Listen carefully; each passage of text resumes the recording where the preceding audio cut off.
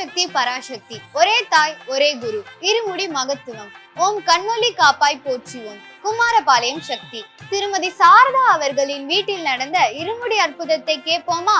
சாரதாவின் கணவர் ஓய்வு பெற்ற காவலர். அவருடைய மூத்த மகன் தனியார் கம்பெனியில் மெக்கானிக்காக வேலை செய்கிறார். ஒரு நாள் அவர் வேலை செய்து கொண்டிருந்த பொழுது இரும்பு துகள் ஒன்று அவர் கண்ணில் விழுந்து விட்டது. அதனை சுலபத்தில் அகற்ற முடியவில்லை.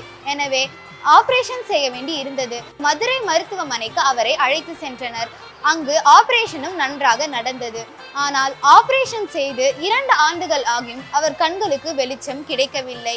எனவே அடிக்கடி மருத்துவமனைக்கு சென்று காண்பித்தனர். ஆயினும் ஒரு பயனும் இல்லை. இரும்பு துகள் விழுந்த ஒரு கண்ணின் பார்வை மற்றும் தெரியாமல் இருந்தது. இப்போது நன்றாக இருந்த மற்றொரு கண்ணின் பார்வையும் மங்கிவிட்டது.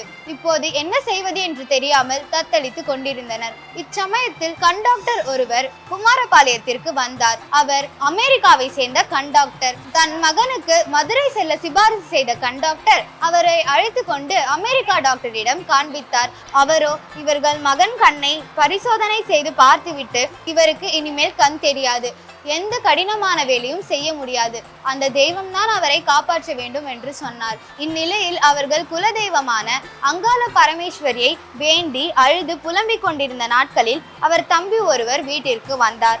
அவர் அக்காவிடம், அக்கா, மேல்மருவத்தூர் அம்மன் கோயிலை பற்றி தெரியுமா? அனைவரும் பெருமையாக பேசுகின்றனர். அங்கே அதிசயங்கள் எல்லாம் நடக்கின்றதாம், பலருக்கும் தீராத வியாதிகள் எல்லாம் தீருகின்றதாம் என்று சொல்லி அவரையும் அவர் மகனையும் அழைத்து சென்றார். அங்கே 1 வாரம் தங்கி இருந்தனர். அருள்வாக்கும் பெற்றனர்.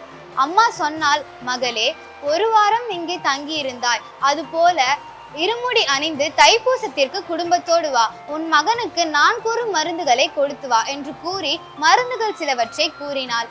வீட்டிற்கு திரும்பி சென்று அம்மா அருளியபடி அவர் மகனுக்கு மருந்துகளை கொடுத்து வந்தார்.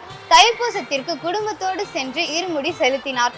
அம்மாவின் கருணையால் அவர் மகன் கண்ணுக்கு கண் வெளிச்சம் கிடைத்துவிட்டது. அம்மாவின் அருளால் உடம்பில் தெம்பும் உள்ளத்தில் தைரியமும் கண்ணில் ஒளியும் கிடைத்தது. எந்த அமெரிக்கா டாக்டர் அவர் மகன் கடினமான வேலை செய்ய முடியாது என்றாரோ அதே கடினமான வேலையில் மீண்டும் சேர்ந்து விட்டார். எல்லாம் அம்மாவின் கருணை. என்ன ஒரு இருமுடி அற்புதம்! நோய் தீர்ந்த அற்புதம் புத்தகத்திலிருந்து பக்கம் 150 152. குருவடி சரணம், திருவடி சரணம்.